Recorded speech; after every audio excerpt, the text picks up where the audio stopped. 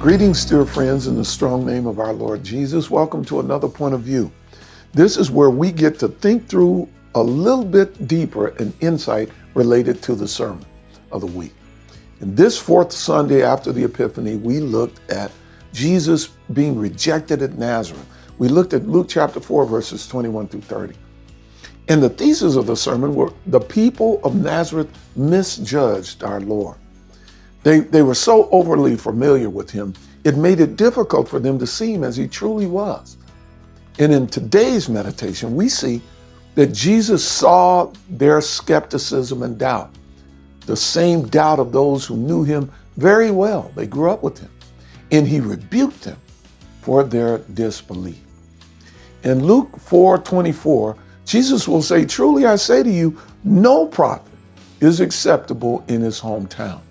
And their rejection of him in the synagogue will go on throughout his ministry, as mentioned, for example, in Matthew 13, verses 53 through 58. And when Jesus had finished these parables, he went away from there. And coming to his hometown much later than his initial speaking of his messiahship, he would teach them in their synagogue so that they were astonished and said, "Where did this man get this wisdom in these mighty works? Is not this the carpenter's son? Is not his mama called Mary? Are not his brothers James and Joseph and Simon and Judas? And aren't all his sisters here with us? Where did this man get all these things?"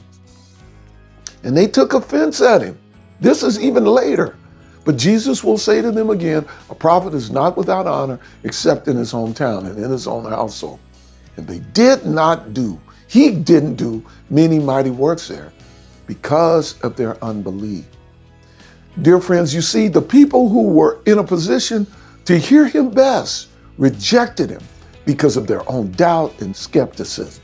He was rejected not because he wasn't the Messiah, but because they weren't ready to hear the word from the Lord.